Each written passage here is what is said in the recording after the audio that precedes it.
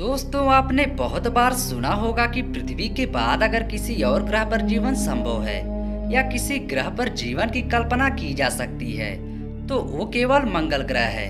हालांकि वैज्ञानिकों का मानना है कि ब्रह्मांड इतना बड़ा है तो ऐसे कैसे हो सकता है जिसमें केवल पृथ्वी पर ही जीवन संभव हो। वैज्ञानिकों के अनुसार ब्रह्मांड में ऐसे कई सारे ग्रह मौजूद हैं जिन पर जीवन पनपता है और हमारी तरह ही वहां पर जीवन फलता फूलता है। फिलहाल कुछ वैज्ञानिकों ने यह भी दावा किया है कि पृथ्वी पर जीवन मंगल ग्रह से यात्रा करके आया है, यानी कि जीवन पहले मंगल ग्रह पर मौजूद था और वो सब जीवन अब पृथ्वी पर आ गया है। अब इस बात की कितनी सच्चाई है इसकी पुष्टि हम नहीं करते, लेकिन क्या कभी मंगल ग्रह पर जीवन था? अगर जीवन मौजूद था तो ये कैसे नष्ट हो गया तथा कब हो गया? यह सबसे बड़ा सवाल है कि आखिर ऐसे कौन से हालात हो गए जिन्होंने मंगल ग्रह को बेजान बना डाला और पृथ्वी पर जीवन को भेज दिया। क्या आने वाले समय में पृथ्वी से भी जीवन नष्ट हो जाएगा?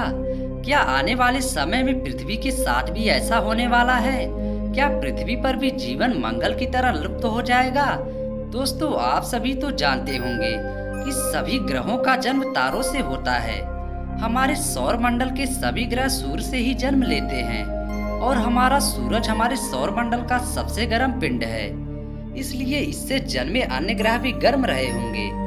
लेकिन ग्रहों के पास खुद से गर्मी उत्पन्न करने का कोई जरिया नहीं था।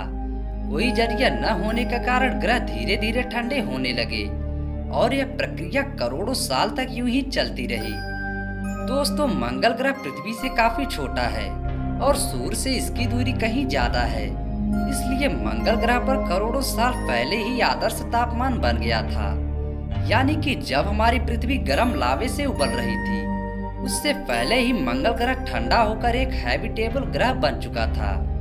जब जन्म के करोड़ों साल बाद भी हमारी पृथ्वी एक भट्टी की तरह तप रही थी, तब मंगल ग्रह पर अच्छा तापमान था और वहां पर स्वच्छ पानी के सागर बहने लगे थे।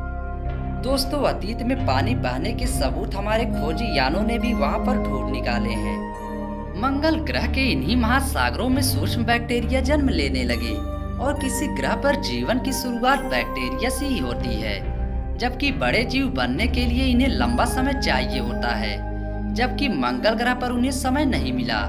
इन जीवों के पनपने का न कारण उस समय तीव्र गति से आता हुआ एस्ट्रोनॉयड मंगल ग्रह से टकरा गया, जिससे हजारों परमाणु बम के बराबर उस समय एस्टेरॉयड से ऊर्जा निकलती है और उससे मंगल ग्रह का ऊपरी हिस्सा खत्म हो जाता है।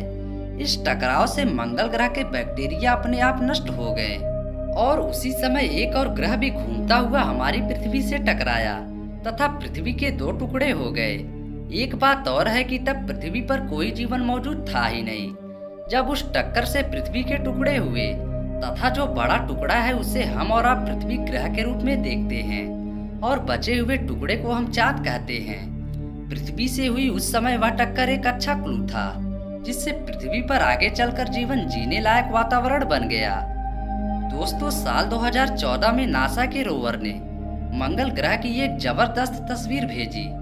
इस तस्वीर में पत्थर दिखाई दे रहे थे जो कि हजारों साल पानी बहने के कारण बनते हैं।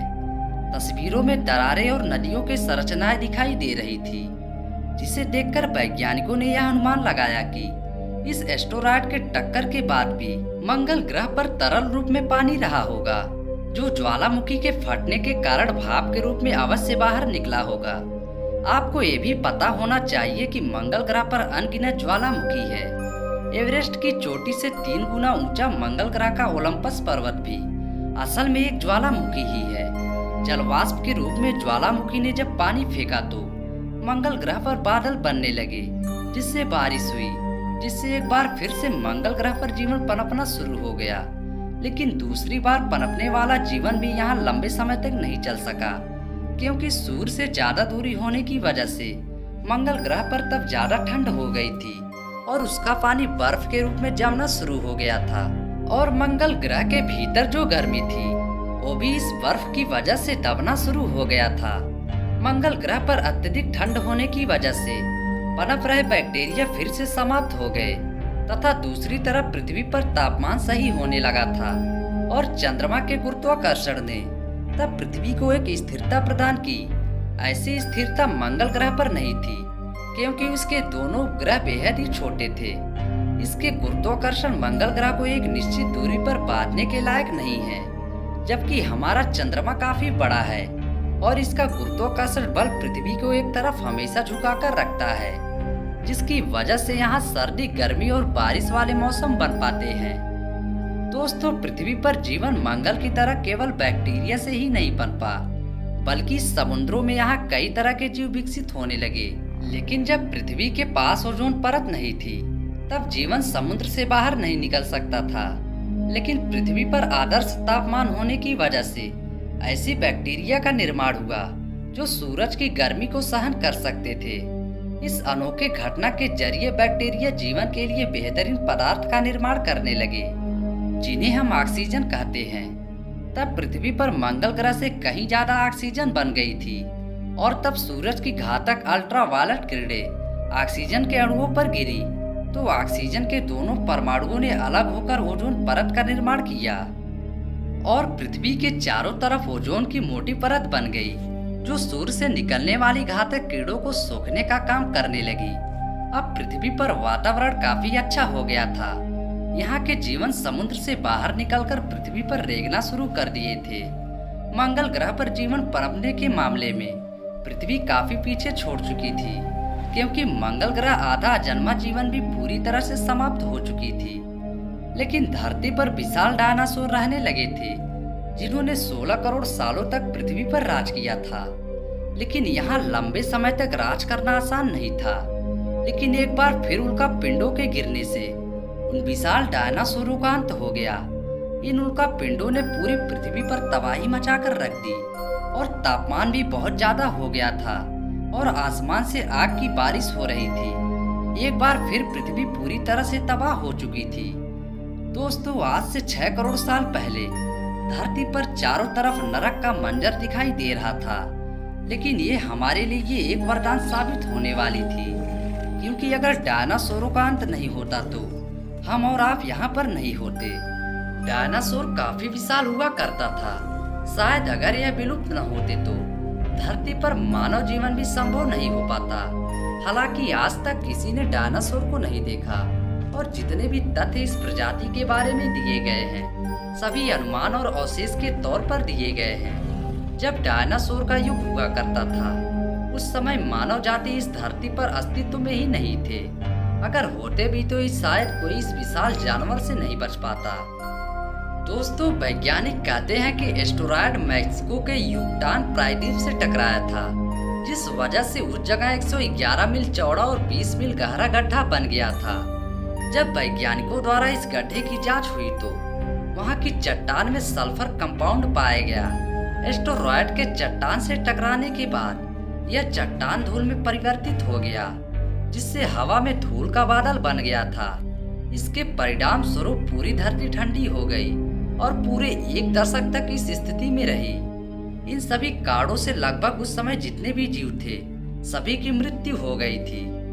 जिस समय लोगों को इनके विनाश का कारण नहीं मालूम था, उस समय ऐसा माना जाता था कि काल के स्वाभाविक प्रवाह में जीवों के स्वरूप बदलते गए या जीव नष्ट होते गए और नई प्रजातियां पैदा होती गई। दोस्तों, डायनासोर, जिसका यूनानी भाषा में अर्थ बड़ी छिपकली होता है, यह प्रजाति धरती पर 16 करोड़ वर्ष तक अस्तित्व में रहे। मैंने पीछे बताया कि जिनका विनाश आज से लगभग 6.5 करोड़ वर्ष पहले हो गया था। डायनासोर भी कई प्रकार के हुआ करते थे।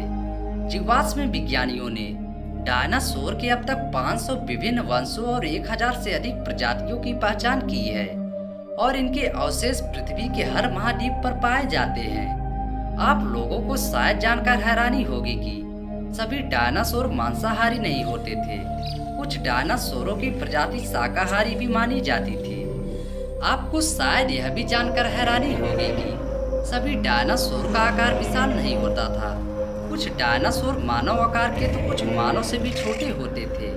दोस्तों, कुछ डायनासोर के पूंछ 45 फीट से भी ज्यादा लंबे होते थे, जो भागते समय उनका संतुलन बनाने में मदद करते थे।